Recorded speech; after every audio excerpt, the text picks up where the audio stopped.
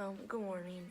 Me llamo Dulce, and the topic that I chose for my presentation is issues in interpreting.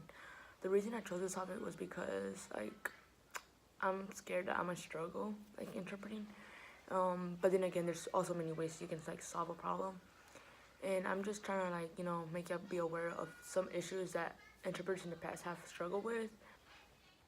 I'm gonna start off defining what interpreting means, and there were so many definitions for it, right? But I like this one. The meaning of interpret is an activity that consists of establishing or oral or manual communication between two or more speakers who are not speaking the same language. And there's different type of interpreters. You can help out in the hospitals, or you can help out in courthouses. And I would like to help out in the hospitals because you're more I also want to help out in the hospitals because my whole childhood I grew up during the hospital because I usually get sick, and I would see ladies always come home, and I would just stare what are they doing? But now that I grow up, I realized that they were just interpreting my mom. And but now that I'm old enough, I told my mom Mom, you don't need an interpreter anymore. You got me, right? I might not be good enough, but I can do I put my effort trying to help her. And I've never been in a situation where I have to go and interpret in the courthouse, because to me that's more serious. You're gonna have to deal with interpreting what happened in the crime or stuff like that, right? And I just feel I'm not gonna be prepared for that well enough. Then I will be for a hospital.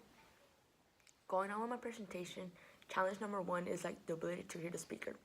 So when you're doing face-to-face conference, interpreting, sometimes the equipment might fail or the speaker might speak softly. And for interpreters, you have to interpret everything that has been said. So you can't just make up something that someone didn't even say or you didn't hear them, right?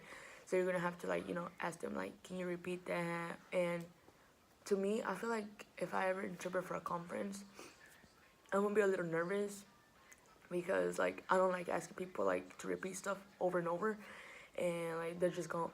I just feel they're gonna be well, this person doesn't work, right? Doesn't help. It's not a really good interpreter, and I don't want people to think that of me, because I'm putting all my effort I can to make this flow good.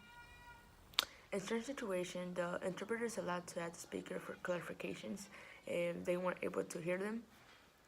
And like I said, it's also important for the interpreter to hear what the speaker said, because you can't just make up things. Right? Challenge number two is cultural knowledge.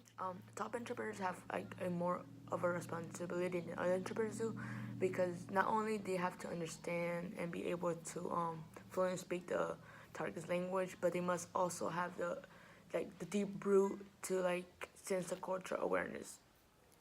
Social evaluation provides new words and phrases on a continuous basis, which means an interpreter is tasked with being able to deliver any given word or phrase accurately into the target's language.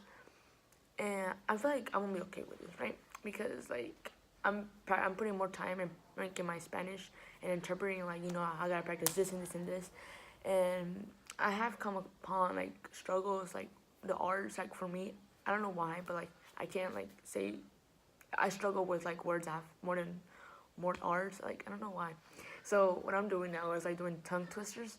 Challenge number three is no prep materials, and top interpreters will spend a day or two trying to prepare for a meeting or a conference and going over the materials that will be discussed. And last minute assignments can be a really big struggle. Not because for me, I feel I struggle trying to learn something new, or if I don't have time to prepare, I get stressed. And we have to be aware that sometimes they're just gonna in the hospitals, for example, someone might just come in and be oh, you know what, listen, here, you need to interpret this, and I'm just gonna be I need to have time to prepare, I don't know what's going to go on. And you're just gonna have to have confidence in yourself that the interpreting is gonna go well. So without prep time or materials, we'll go into the conference or meeting with confidence that they will do their very best. And prep time materials allows you to go over the terminology, familiarize with the topic that you're gonna discuss, and provide for extra research if needed.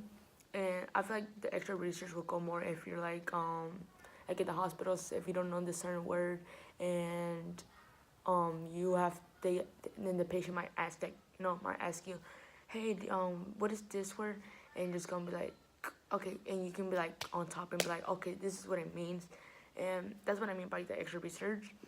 And if we don't have prep time, or prep time, we're not gonna be able to have that. And there's gonna be certain situations where like the patient might ask us like, what did she mean by this? And you might not have no idea what it meant.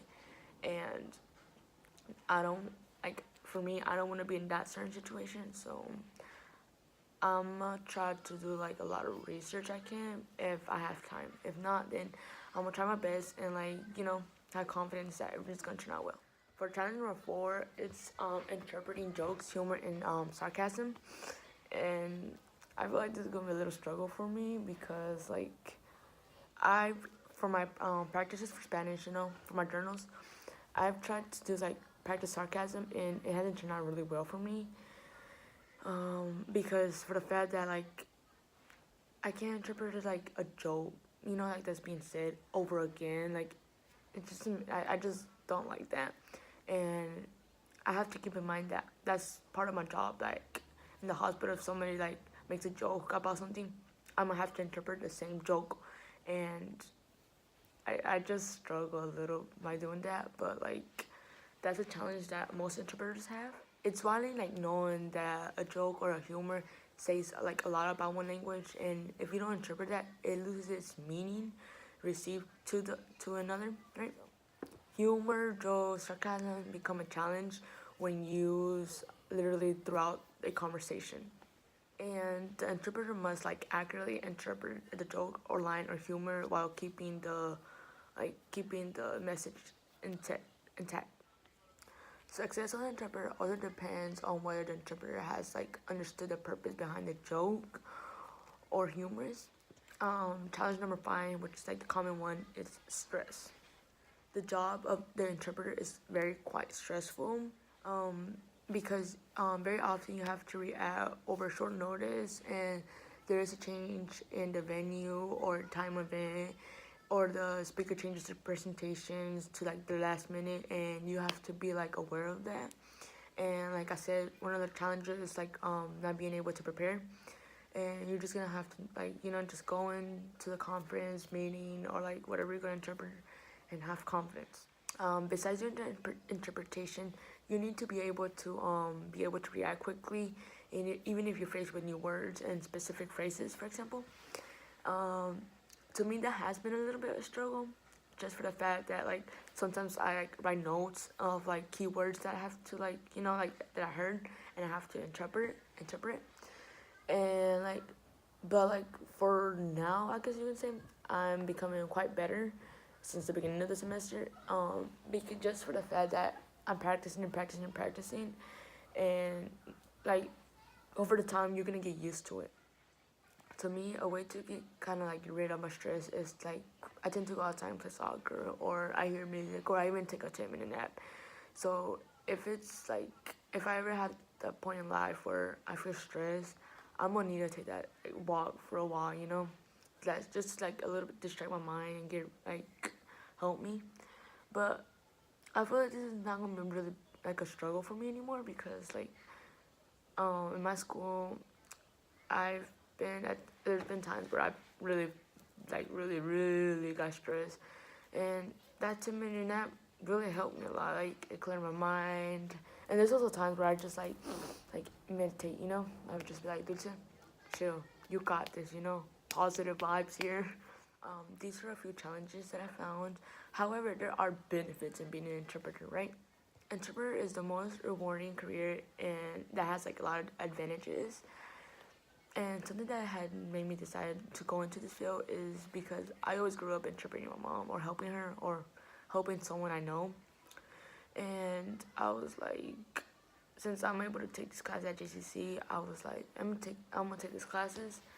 I haven't decided whether to go into interpret hospitals or courthouse, but throughout my presentation, I have mentioned a lot about hospitals, so I'm leaning more into the hospital side.